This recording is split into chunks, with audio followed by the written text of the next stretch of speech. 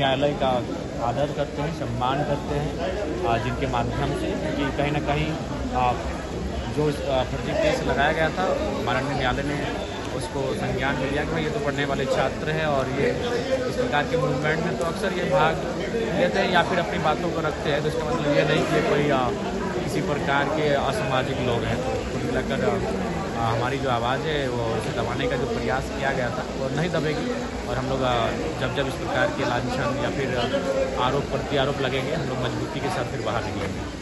ये समय है, क्योंकि समय कम बचा है, ऐसे समय में आप गांव घर में घूम के जन आशीर्वाद यात्रा कर रहे हैं और ऐसी परिस्थिति में कोर्ट कचहरी को भी मैनेज करना पड़ता है, तो कितना मुश्किल होता है? क्या जब पॉलिटिक्स की बात आती है, राजनीति की बात आती है, तो बहुत सारी चीज़ें आपको फेस करना पड़ता है।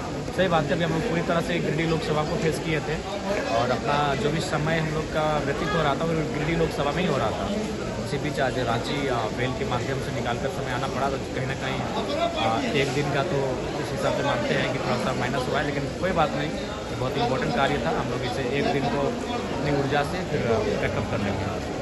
जयराम जी, जिस तरह से आप लोग बहुत सारे आंदोलन किए थे, आंदोलन के दरमियान बहुत जगह पे आप लोगों का धाराएँ लगाया गया था, केस मुकदमा हुआ है, तो कितने मुकदमे से अभी तक आप राहत पाए हुए हैं? जिस तरह से आज रिवील कोर्ट, हाँ, कुछ मुकदमों से राहत मिली है और कुछ अभी भी न्यायालय के समक्ष बेल के लिए आवेदन दिया गया है और हमें उम्मीद है क्योंकि हम लोग किसी भी मुकदमे में ना हम लोग किसी प्रकार का आपराधिक छवि के व्यक्ति, हम लोग तो पढ़ने वाले छात्र हैं। 2 साल के पूर्व भी हमारा उदय हुआ है राज्य में एक चेहरे के रूप में, तो हमारी कोई एक पढ़ने वाला एक साधारण से कृषक परिवार का छात्र है, हमारा कोई बैकग्राउंड है नहीं ऐसा।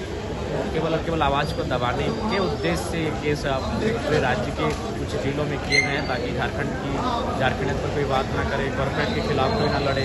आज जो जुल्म और सितम झारखंड के साथ हो रहा है, कुल मिलाकर हम लोग की अपनी आवाज़ को बुलंदी के साथ ही रखेंगे। जयराम जी, ये फर्जी केस कब तक होते रहेंगे? ये होते रहेंगे। ये क्योंकि आखिर वही अंग्रेज़ों की व्यवस्था को हमने अपनाया है। अंग्रेज़ों ने इस व्यवस्था को इसलिए लगाया था कि जब ईस्ट इंडिया कंपनी भूमि अधिग्रहण करेगी तो उनको आसानी होगी, अगर कोई लोग आवाज़ उठाएंगे तो उनकी आवाज़ को दबाया जाए। ठीक उसी प्रकार जब हमारे हक अधिकार को छीना जाता है तो हम जब अपनी आवाज़ को बुलंद करते हैं तो फर्जी केस FIR सामने आते हैं। जयराम जी, जिस तरह से JSSC CGL पेपर लीक मामले में चरणबद्ध तरीके से आंदोलन के बाद अभी ट्विटर कैंपेन का भी आंदोलन, एक डिजिटल आंदोलन किया जा रहा है, इसके बीच में छात्र का किस तरह से समर्थन दीजिएगा? देखिए, वो छात्र समर्थन क्या होता, हमारे लोग थे, देवेंद्र कौन है, हमारे साथी हैं। अब ये देखिए, एक फेस पूरे राज्य में तो वन टाइम नहीं रहेगा आंदोलन में। आखिर जो लोग राज्य में आंदोलन किए हैं JSSU JB केसेस के सम्मिलित रूप से, वे सभी शख्स जो 15 दिन पर FIR हुआ, जिनके FIR के बाद SIT का गठन हुआ और फिर जांच में अवर सचिव समेत उनके पुत्रों समेत पेपर लीक में एक पेपर में 27 लाख का जो लूट का मामला सामने आया पेपर लीक में, वो कहीं ना कहीं इस आंदोलन की देन है।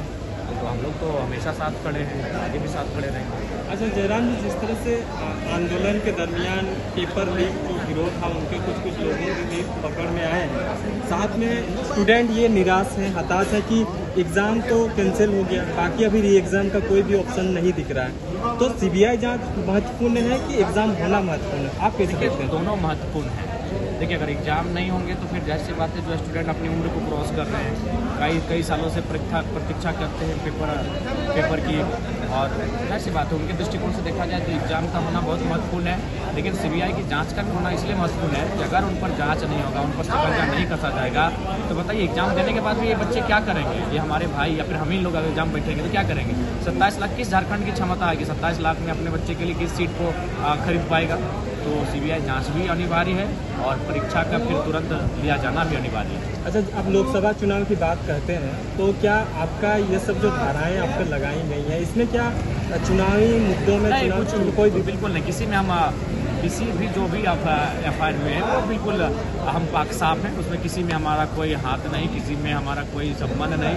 मैक्सिमम जो FIR लगे हैं आप उनको देख सकते हैं। एक FIR तो हद है, एक FIR को अगर आप सुने